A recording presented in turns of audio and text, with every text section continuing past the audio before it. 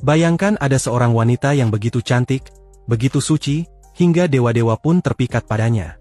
Tapi karena satu peristiwa, yang bahkan bukan kesalahannya, dia dikutuk menjadi monster mengerikan, dijauhi, diburu, dan akhirnya dibunuh. Inilah kisah nyata Medusa, yang tak pernah kamu dengar sebelumnya. Dahulu kala, di zaman mitos ketika para dewa tinggal di puncak Olympus dan manusia masih bisa berhubungan langsung dengan kekuatan ilahi, hiduplah seorang gadis bernama Medusa. Ia bukan dewi, bukan juga monster. Dia hanyalah seorang manusia, tapi memiliki kecantikan yang sangat luar biasa. Rambutnya panjang berkilau, matanya jernih seperti laut, dan wajahnya, dikatakan bisa membuat siapapun yang melihatnya langsung jatuh cinta. Karena kecantikannya, Medusa menjadi pelayan suci di kuil Dewi Athena, Dewi Perang dan Kebijaksanaan. Sebagai pendeta, Medusa bersumpah akan menjaga kesucian dirinya. Ia mendedikasikan hidupnya untuk melayani dewi tersebut, menjaga kuil, dan menjauh dari segala bentuk hubungan asmara. Namun justru dari kesetiaan itulah awal malapetaka dimulai. Kecantikannya tidak hanya menarik perhatian manusia biasa, tetapi juga para dewa. Dan salah satu dewa yang tertarik kepadanya adalah Poseidon, raja lautan yang juga dikenal memiliki sifat kasar dan egois. Pada suatu malam, ketika Medusa sedang sendiri di dalam kuil suci, Poseidon datang. Malam itu menjadi malam paling kelam dalam hidup Medusa. Tidak ada yang bisa memastikan apa yang sebenarnya terjadi. Tapi banyak kisah menyeratkan bahwa Poseidon memaksanya, di dalam tempat suci yang seharusnya dilindungi. Tempat yang harusnya aman, justru menjadi tempat kehancuran. Ketika Athena mengetahui apa yang terjadi, bukan Poseidon yang dimarahi. Bukan Poseidon yang dihukum. Tapi Medusa. Dewi Athena merasa kuil sucinya telah ternodai. Dan meskipun Medusa adalah korban, dia dianggap penyebabnya. Dalam kemarahan dinginnya, Athena mengutuk Medusa dengan kutukan mengerikan. Rambut indahnya berubah menjadi ular-ular hidup, tubuhnya menjadi penuh aura gelap, dan wajah cantiknya menjadi begitu menakutkan, hingga siapapun yang menatap langsung ke matanya akan membatu seketika. Medusa yang dulunya dielu-elukan, kini dianggap monster. Dia diusir dari dunia manusia, dikucilkan ke pulau terpencil yang tidak ada yang berani datangi, Pulau Seriphis. Di sana, ia hidup sendiri, dalam kesepian, ketakutan, dan dendam. Tidak karena ia membenci, tapi karena ia merasa dikhianati oleh dunia, oleh dewi yang ia layani. Bayangkan, betapa hancurnya hidupmu saat satu kejadian mengubahmu dari manusia yang dicintai menjadi makhluk yang ditakuti dan diburu. Lambat laun, nama Medusa tersebar ke seluruh pelosok negeri. Tapi bukan sebagai gadis yang malang, melainkan sebagai monster kejam yang mengubah manusia menjadi batu. Tidak ada yang tahu kisah aslinya. Tidak ada yang peduli.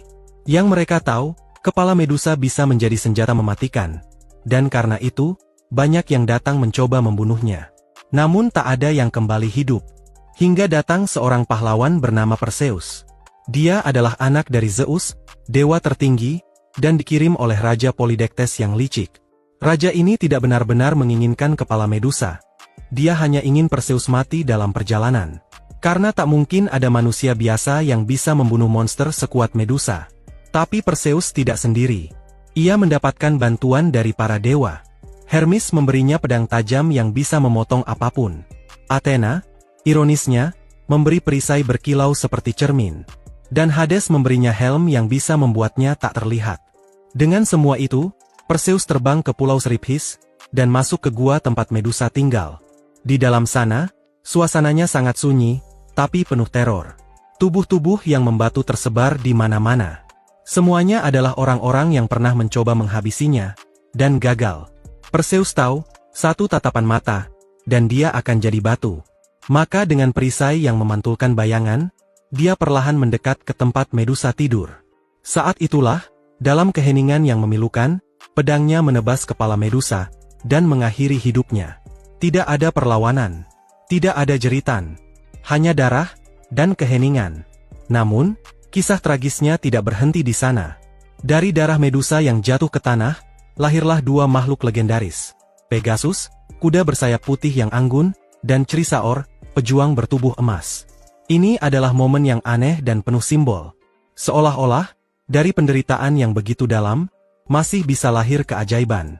Tapi apakah itu cukup membayar semua rasa sakit yang ia alami? Perseus membawa kepala Medusa pulang. Bukan untuk dikubur atau dihormati, tapi untuk digunakan sebagai senjata. Dan yang paling menyakitkan, Athena, dewi yang mengutuknya, memasang kepala Medusa di tameng perangnya, Aegis. Setiap kali Athena bertempur, ia menakut-nakuti musuh dengan wajah Medusa, wajah wanita yang dulu ia kutuk dan buang. Sebuah ironi yang menyayat, sosok yang dihancurkan karena dianggap mencemarkan kuil, kini dijadikan simbol kekuasaan. Namun, beberapa legenda menyebutkan, jiwa Medusa tidak sepenuhnya mati. Ia menjadi arwah yang gentayangan, terperangkap antara dunia manusia dan dunia para dewa. Menjadi simbol dari penderitaan yang tidak pernah dipahami. Medusa bukan hanya monster. Dia adalah korban dari sistem, dari dewa, dari dunia yang lebih senang menyalahkan perempuan, daripada mendengarkan kebenaran. Dan sekarang, kita hanya mengenalnya sebagai makhluk jahat dengan rambut ular. Kita lupa, bahwa sebelum semua itu, dia hanyalah seorang gadis yang ingin hidup tenang. Yang mencintai dewinya, yang menjaga kesuciannya, yang hanya jadi korban dari keserakahan kekuatan para dewa. Jadi, lain kali kalau kamu melihat patung Medusa, atau mendengar kisahnya dari film dan buku, coba ingat ini, Medusa bukan monster karena ia jahat. Ia menjadi monster karena dunia membiarkannya sendirian. Karena tidak ada yang mendengarkan jeritannya. Karena bahkan dewi yang ia layani, memilih untuk menghukumnya, daripada membelanya. Dan itulah kenyataan paling menyeramkan dari semua.